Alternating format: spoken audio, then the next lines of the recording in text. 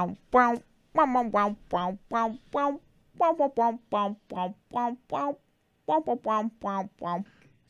so welcome to the podcast.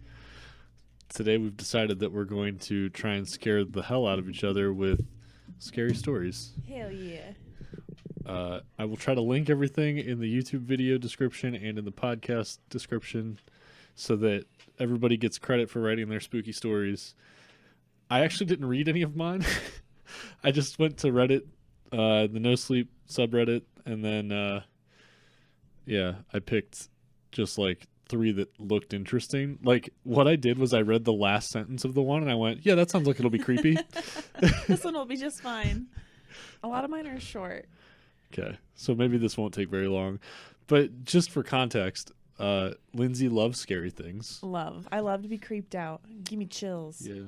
She likes horror movies, and she likes haunted houses and all of that kind of stuff. And I hate all of those things. I get scared really easy. I'm a giant sissy. I hide my face at the movies. I had one story that I was going to read for this. I might still. I haven't decided. And you read it, and it gave me chills. And you're like, meh, it's not scary. I don't know. Maybe because it just like, when you're reading a story, there's so much about how you visualize something. Yeah.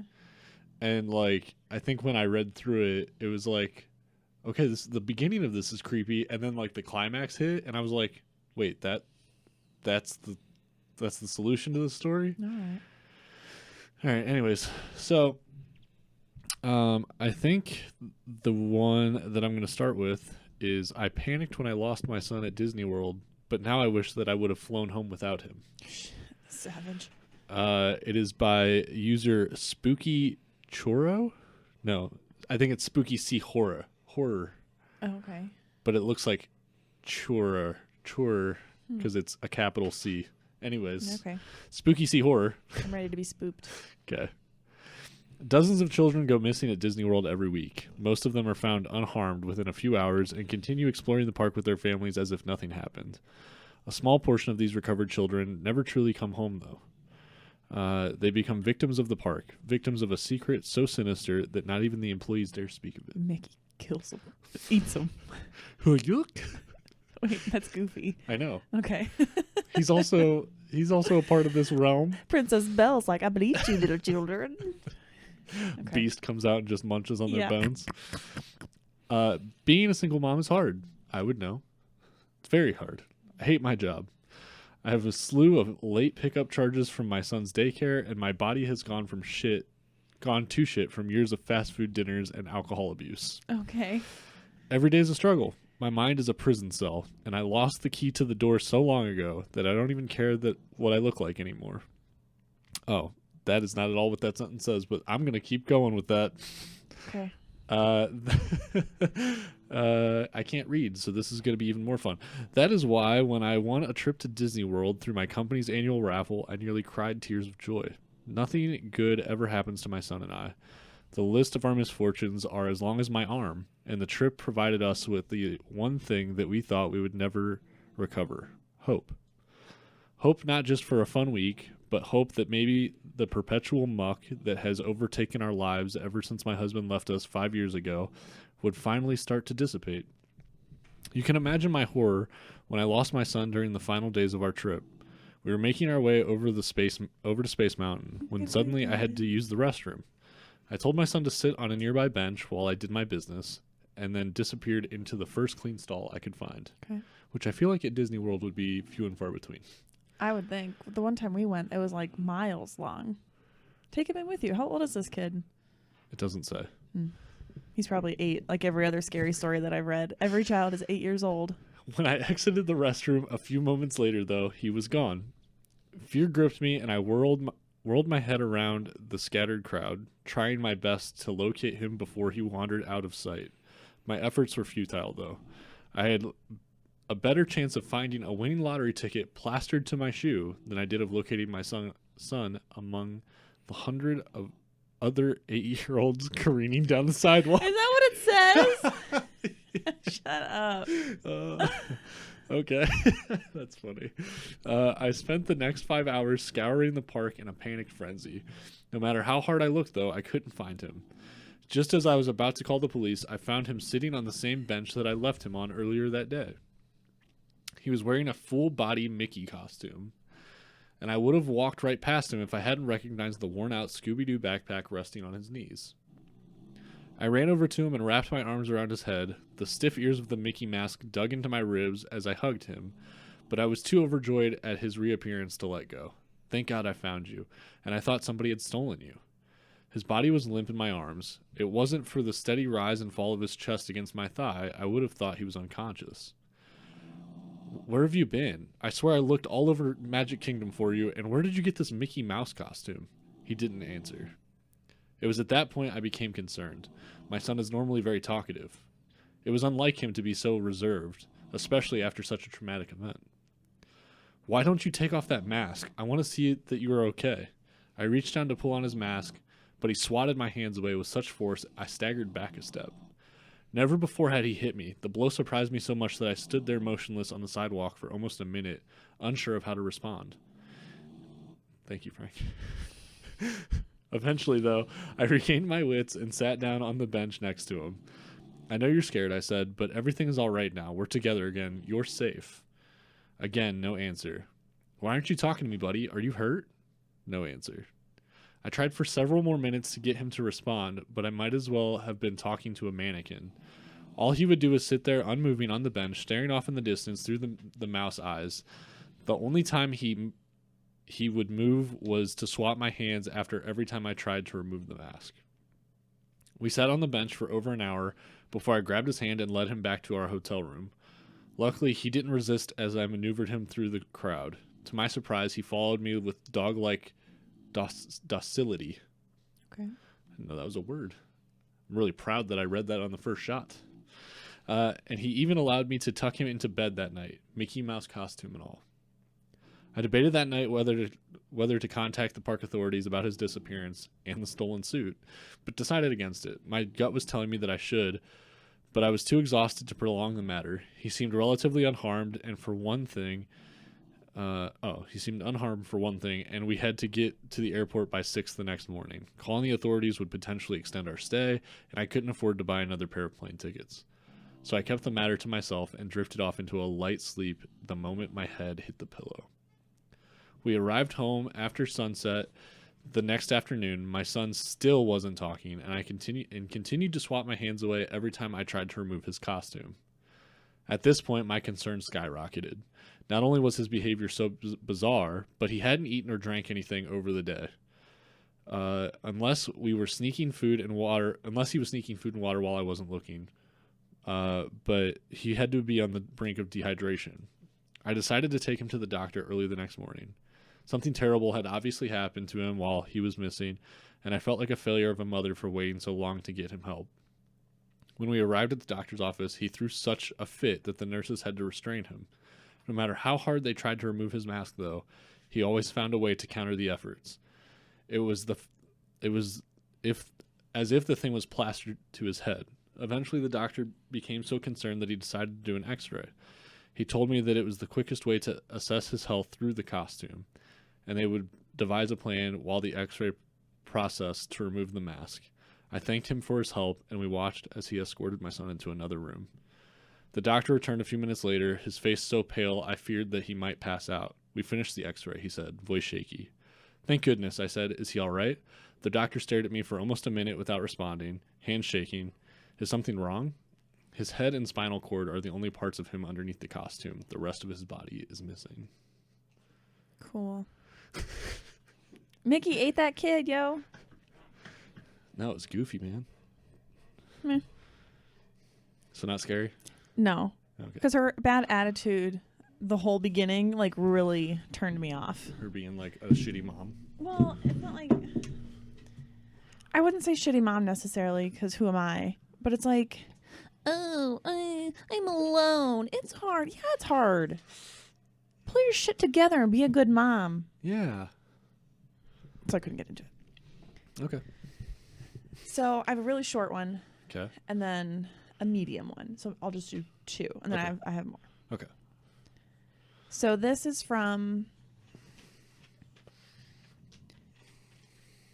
20 creepy true stories that'll make you want to check your closets. If you dare.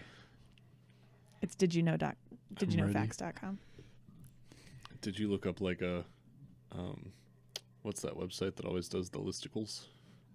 Listicles? Yeah. Articles that are listicle. Oh, no, I don't. I think I just Googled creepy true stories. Oh, okay. I tried to find local ones, but there wasn't a ton. Gotcha. We're in a safe place. Anyway, so this one's called You're Not Supposed to Answer. It doesn't have who wrote it, so I'm just throwing it out there. This is where you can find it. We'll link it below. Okay. Okay. My old coworker had a son that was in his mid-30s, and he had a son named Hunter who was about 4 or 5. She said Hunter would have bad dreams and that he would sleep with his dad when he got scared. One night, his dad woke up because he heard Hunter calling him, but he wasn't calling him by his, or he was calling him by his name and not dad. So he went to his room and Hunter was asleep. He woke him up and said, Hunter, were you calling me? Is everything okay? And Hunter said, Dad, you're not supposed to come when you hear your name. I fucked up that sentence, but it was okay. Hold on. We'll cut that out. And Hunter said, Dad, when they call you, you're not supposed to answer, and then fell back asleep. I asked him about it in the morning, and he said he didn't remember saying it. I get chills when I think about it. Are you spoopy scared? I don't like that. I think kids are creepy. I was going to say, I think stuff with kids creeps me out more because it's like, you know, they say that like kids and pets have like that. Can like see things. Yeah, it's like that innate sense of like something that's wrong or bad. And so like, ooh. Okay, and this one's just super short before I get to my other one. Okay. This one's called Alone. Okay.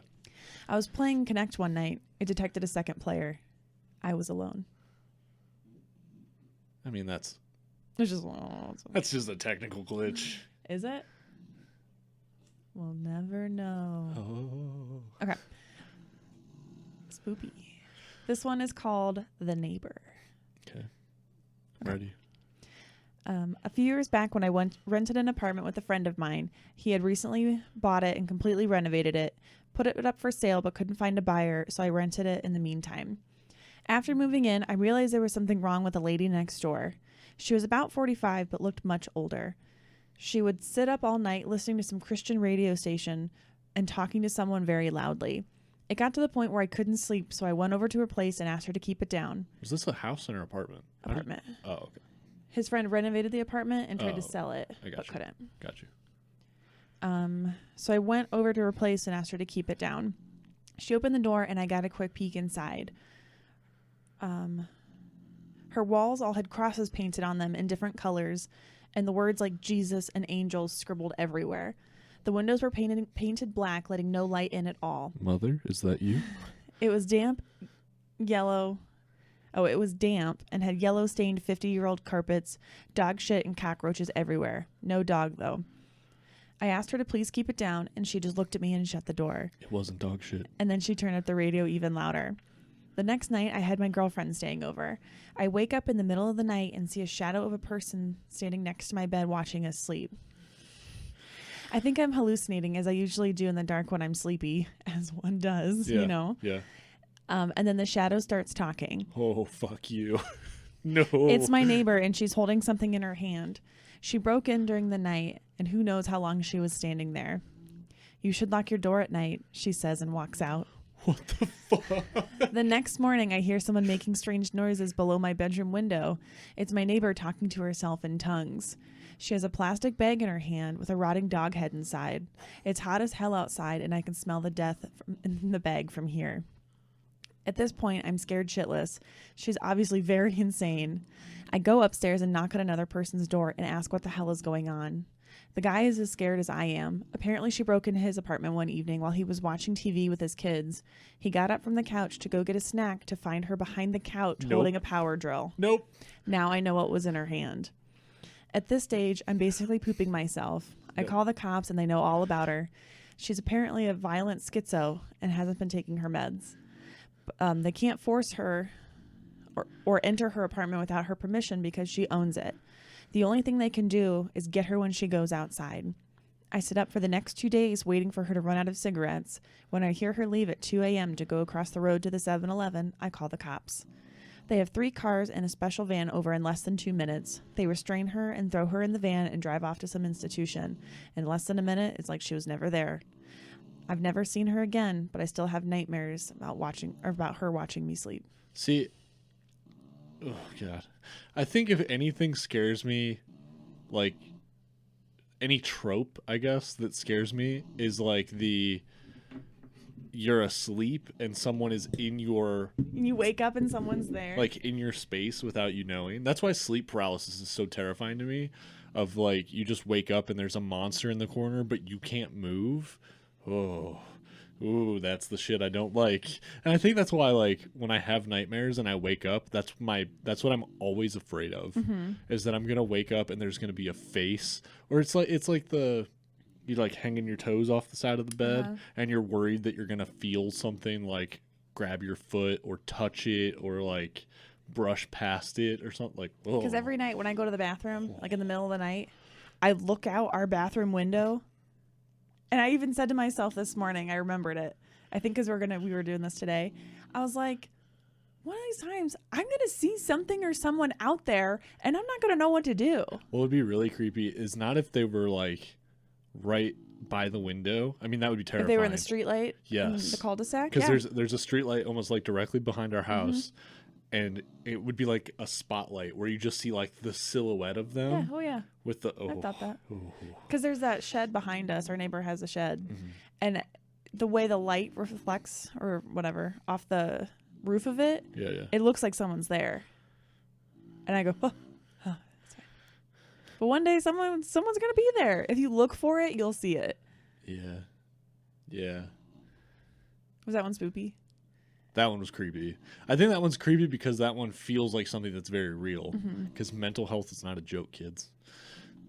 Like that's what's scary, right? Is like it's not even that the woman was doing it with the intention of hurting you or scaring you. She was just never in her right mind. Yeah. She's a schizophrenic. It was her normal. Right. So like dead dog heads and piss stained carpets are like just her thing. Yeah. But you should lock your door. Oh, fuck. And then she walks away. I mean... You're right. I should. He should. Always lock your doors. Lock your fucking doors. Lock your doors, kids. I mean, that's like something I feel like we're like neurotic about is like...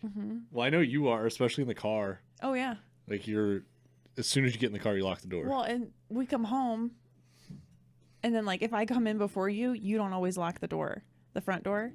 So as soon as I see it, I go lock the door.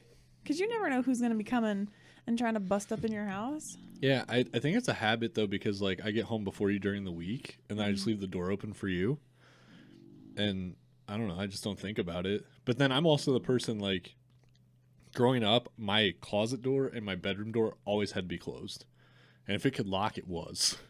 Just because I was not having somebody coming, creeping up in my bedroom because of this shit right here. You should lock your door. Ugh, don't do that shit. And she had a power drill in her hand? Ugh, no way. No way. And no these thank are apparently true stories, but yeah, I mean, you kind of have to take every story on the internet with a grain of salt. But that one feels like it could be very real, right? Like Mickey Mouse Suit Boy is not a real story. I feel like the kid one could be real too. The kid one. Like you're not supposed to come when they call you. Yeah, well, and so much of that too is like if that kid's half asleep and like calling out your name in their sleep and then just says some off the wall shit. Yeah, for sure. Cool. I'm not spoopy. Spook me. Scare me. I don't know if this one's gonna be, like I said, I didn't read any of these. I just That's picked. true. I guess I vetted mine first. I picked the top ones in the past month off of No Sleep. Okay. This one is called Little Dead Nancy. Sweet. By the Odd Cat Lady. Hit me. Little Dead Nancy, sitting on the bench, one eye long and one eye gone. Little Dead Nancy, the red swings open. Come take a seat and swing with me. I almost completed the summoning of Nancy back when I was a kid. I was somewhere in the second grade, probably 8. Probably around 8 years old. I just moved to a new school. Long story short, parents divorced, mom got custody, and now instead of playing with my friends, I was surrounded by strangers. I'd almost made the mistake of sitting on the red swing during recess when I was tackled into the sand by 2 girls. Don't sit there. That's Nancy's swing. One of them managed to get out after I squirmed free. Who's Nancy? I glanced around the playground, almost as if I expected to see a kid with a name tag that said, "Hi, I'm Nancy." Nancy. The two girls looked at me like I was an idiot before they looped their arms into mine and escorted me to the jungle gym. One of the girls, a red pigtailed gal named Leanne, told me the story of little dead Nancy. The legend went that Nancy was a lonely little girl who had no friends and whose parents hated her. All because she was missing an eye. One day, after being beaten up by a school bully, Nancy went to the swing set and used the red swing to hang herself. Holy shit. Ever since that, the swing belonged to Nancy. If I used the red swing, I was asking to end up like little dead Nancy. If I wanted to speak to Nancy, you had to repeat the little poem you read above while you swung on the green or the blue swing. Apparently, she started swinging next to you once you recited it. I'm getting chillies right now.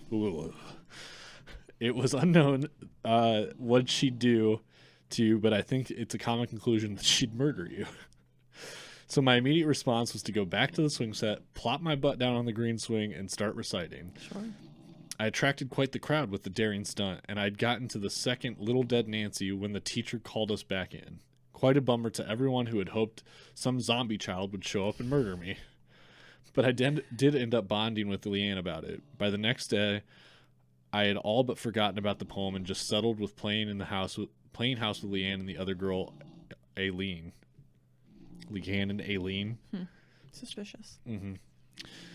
I still keep my distance from that red swing. As I got older, I heard a bunch of stories of what happened to Nancy. Although the common story was that she hung herself, some people said that she was murdered by her parents, who were tired of having an imperfect daughter. Another story said just an accident, that Nancy had been trying to do a loop over the top of the swing set and ended up strangling herself that way. You know, good old kid stuff to keep us spooked. As a 6th grader, I finally went and fact-checked Nancy. Much to my surprise, there had been a death on the playground back in the 70s, but it wasn't Nancy. It was an 80-something-year-old teacher named Georgia Smith. She just croaked while pushing one of their students on the swing. I didn't share my findings with Leanne, who had almost entirely forgotten about Little Dead Nancy and got a real kick out of my sudden morbid curiosity. I didn't really get any more friends other than Leanne and Aileen, and after Aileen ended up moving to Florida, all I had was Leanne. It was okay. We always just got each other. When my first dog died, she helped orchestrate a funeral. I comforted her after she had her first breakup. I thought we'd end up being friends until we were little old ladies. Then last week happened, when Leanne was murdered, and I almost got killed with her. She was walking me back to my house after a study date? Are they still in 6th grade? No, they're like getting older. Okay. It doesn't say how old they are now, but she had her first relationship, so. All right. High school? Middle school? I mean, you probably dated people in middle school, right? Okay. I didn't know study dates were a thing, but a study date with a gaggle of college-age dudes. So they're college age now? Hold on. The timeline's messy. You don't study date with college-age dudes. You do something with them.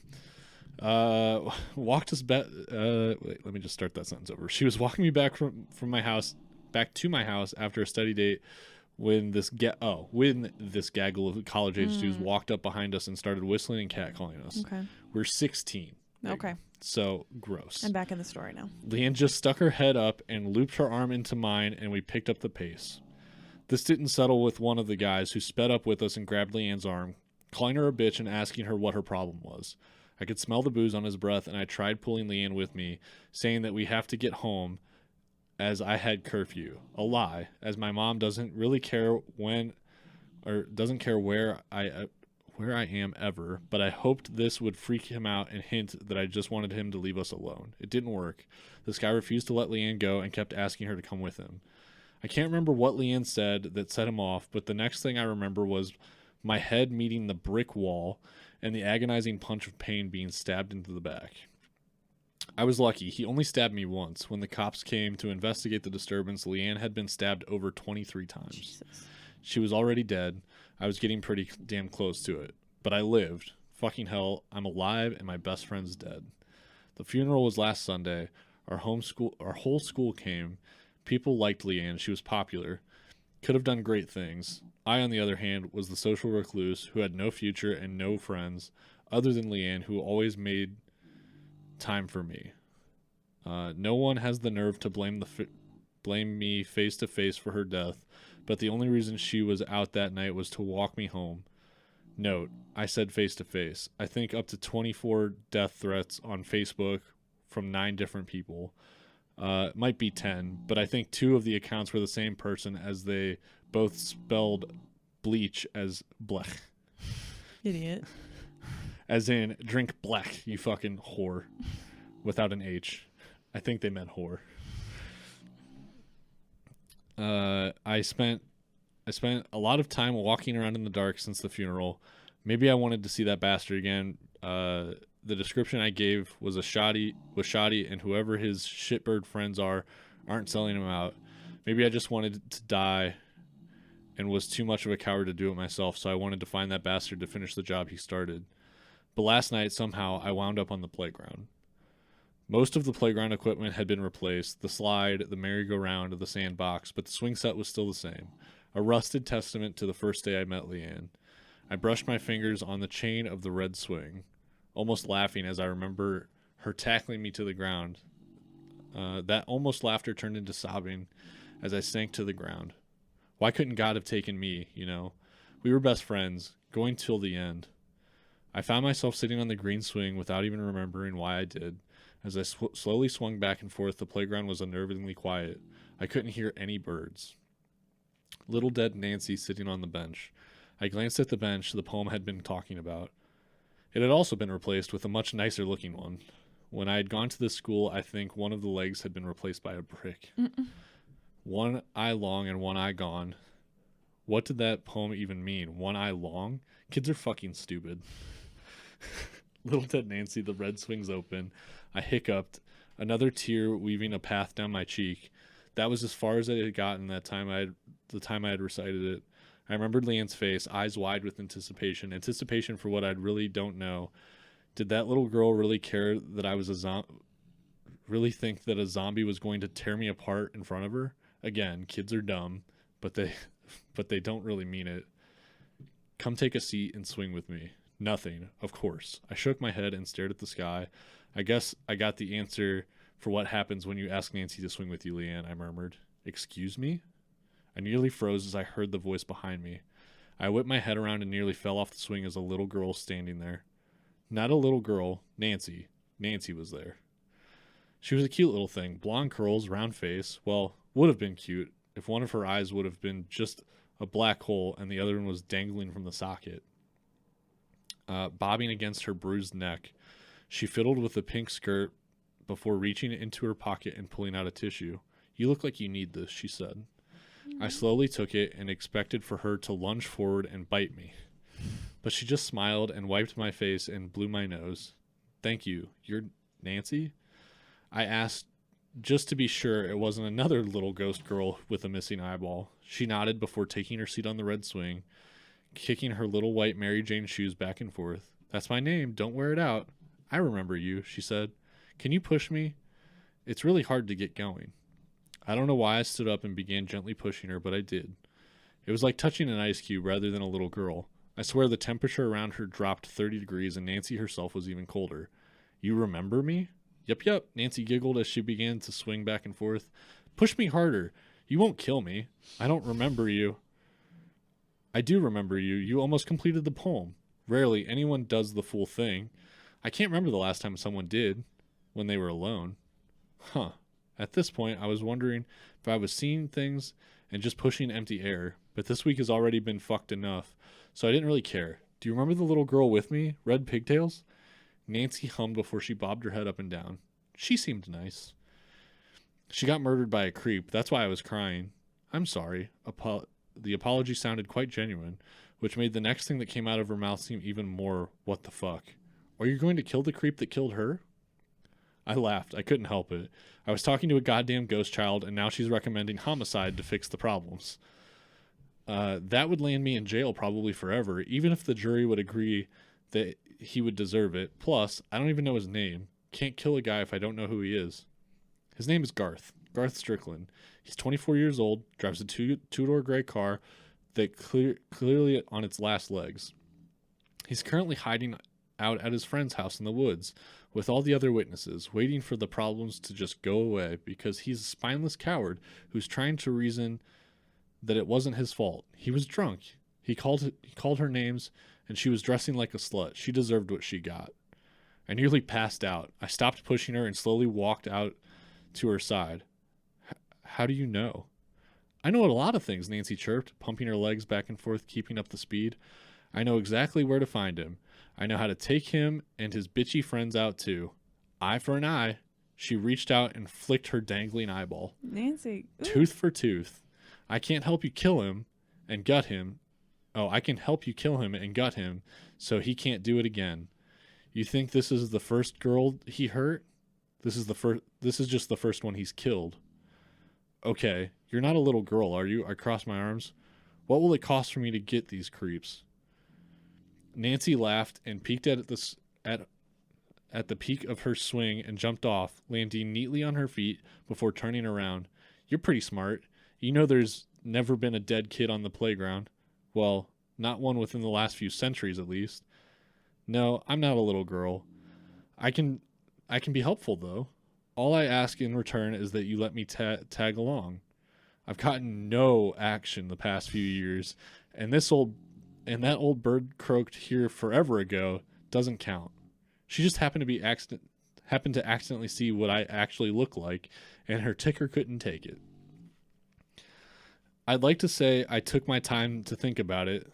This was serious after all, and I'm sure as hell couldn't trust a Nancy, whatever the hell she was. But I knelt down to her height almost immediately,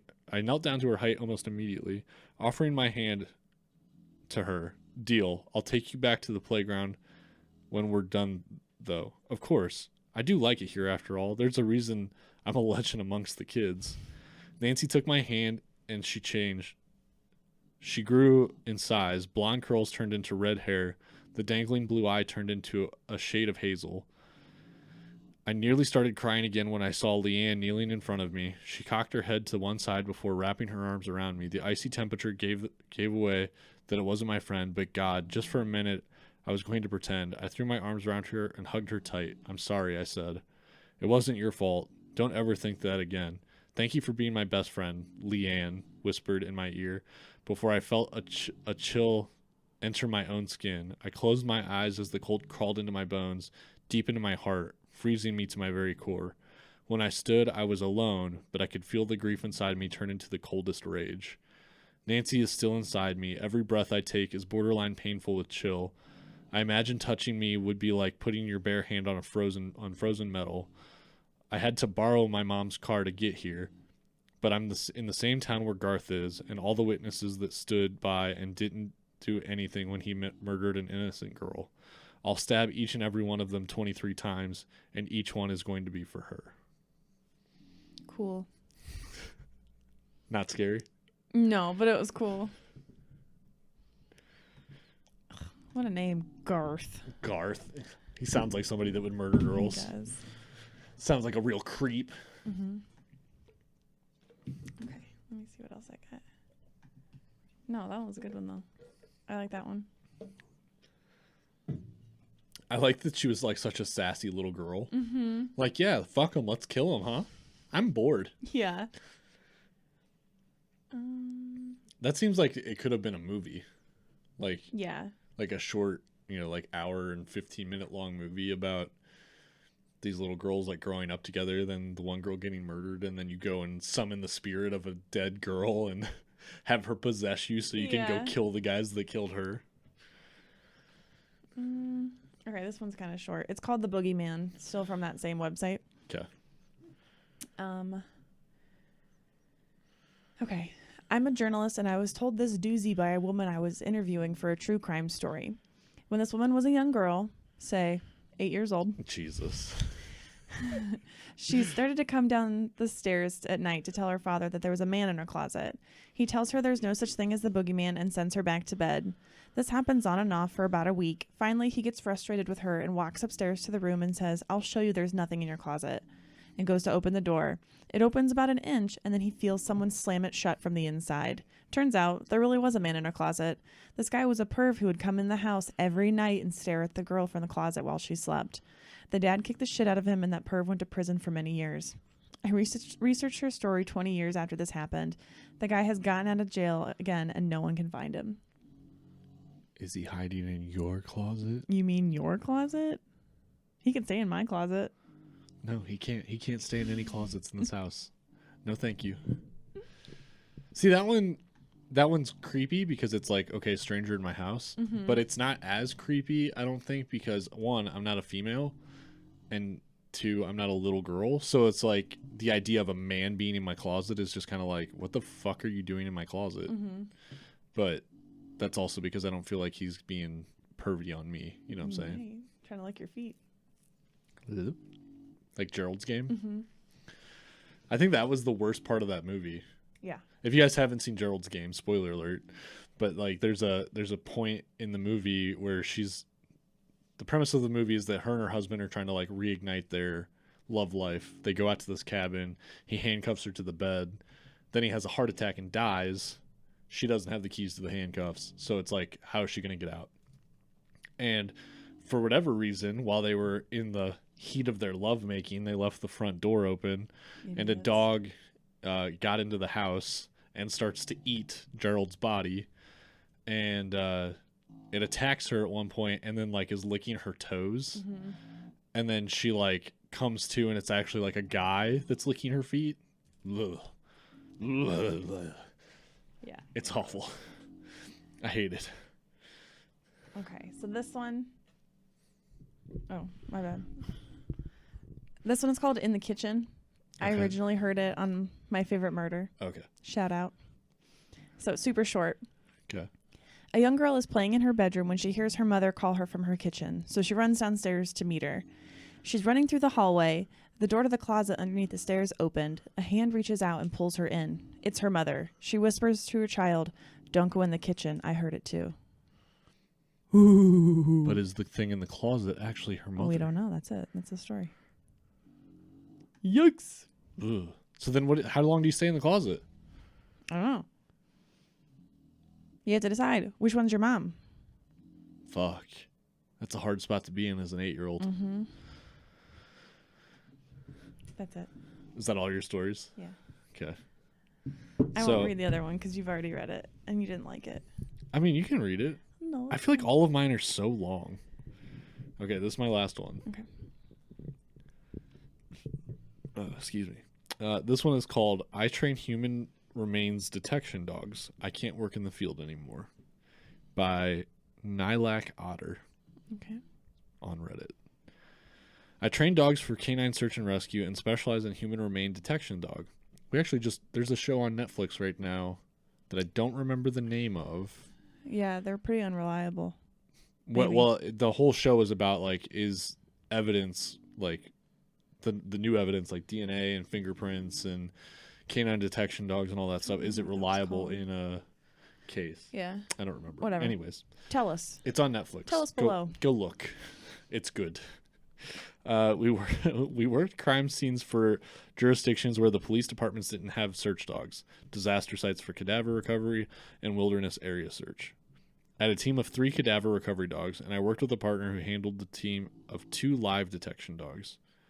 Oh, I guess I didn't think about that. So, like, these dogs have to be trained to just smell dead things. These dogs have to be trained to find live people. Mm-hmm. Who knew?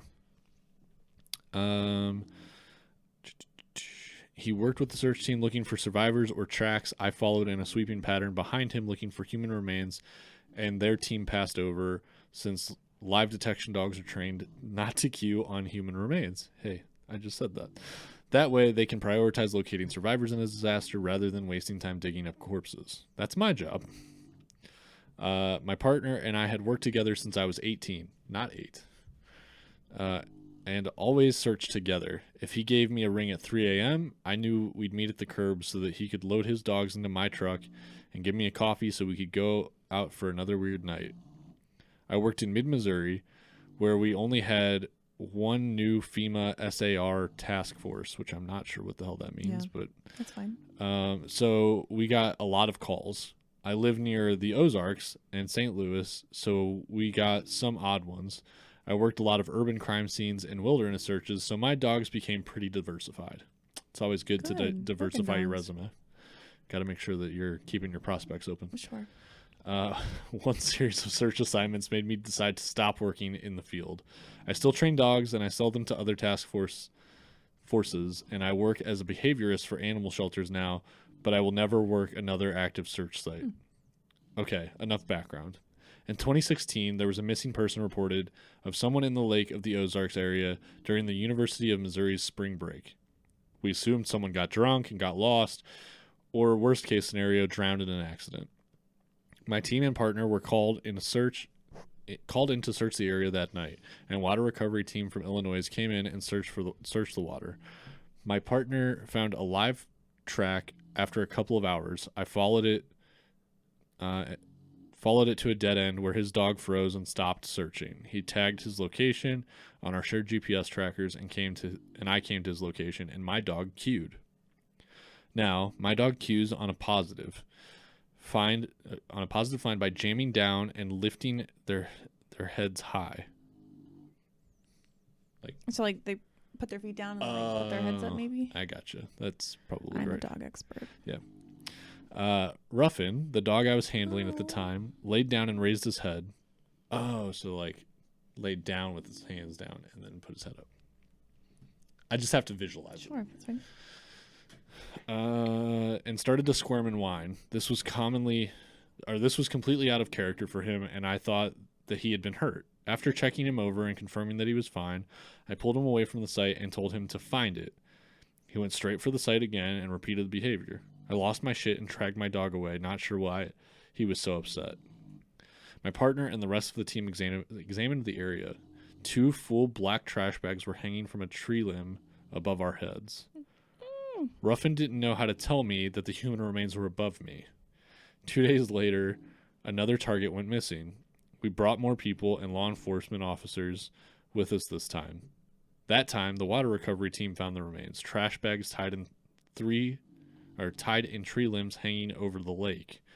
4 days later, again, found in a campground without our assistance. I was having nightmares. My dogs and I were constantly running drills. I had never handled anything like this before. I was 27 years old and inexperienced. I was afraid I would miss something or mess something up. This was getting insane. What if I contaminated a crime scene? What if we did something wrong? What if we didn't do our job fast enough and put other people in danger? When the next call came, I was already awake. I met my partner at the curb at 11 p.m. He loaded his dogs in the truck and gave me my usual coffee. We drove to the site to meet the rest of the search team, business as usual. The search area... they searched the area and looked for a live track. I swept behind with my cadaver dog, swapped out my dogs every 30 to 60 minutes so they didn't get frustrated. Business as usual, no problems. Everything is fine. We kept open radio communication. My partner could hear that I was freaked out already. This was above my pay grade. My dog cued. The body is not in a tree. It was severed like the last few and half stuffed in a bag under a bunch of sticker bushes, and blood was leaking out. It smelled like copper and honey. I could see the glistening entrails like a hot-shot deer that was in the middle of being dressed in the field. They didn't have the time to hang it. I got a call through the radio. My partner told me he had a live track, tagged his GPS. He was a half a mile from my location, deeper in the woods. He told me to come to his location. No. I radioed him back, and I found the target. He was not following the target. He's following the person who left the target. No. The track is fresh. No. Come back. No. Turn around. I found the target. You're following the target. My dogs are well trained, reliable, and quite good at recovering human remains. Unfortunately, I won't work in the field again. After my final search and recovery assignment, which I received the next morning, no coffee. Ooh, that was a good one. That was a good one. Oh, sorry, Rand. I scared you, bud. Scared me too. I got chilies. That was a good one. That was my last one. I knew it. I knew he was going to get killed. Oof. That was a good one. That was my favorite one. But let us know what your favorite one was. In the comments below. Hell yeah. And Rand says hi. Hi, Bubbas. Okay, I'm really hot now. And now that things aren't getting spooky anymore, I can take my hood off. That one was scary. That one was a good one. All right. Well, I think that's where we'll wrap it up. Hell yeah. We'll have links to all the stories down in the video description and in the podcast notes. Yeah. Share with us your stories. Yeah, Hello. if you guys are interested, I live stream on Twitch. She joins me every once in a while for some co-op games. We also have a Discord channel, so you guys can drop stories and that kind of stuff in the Discord channel. Again, links for everything will be down in the description. Mm-hmm. Thank you guys for hanging out. Yeah, it was a lot of fun. We'll probably do it again. See you next week. Probably. Bye. Bye.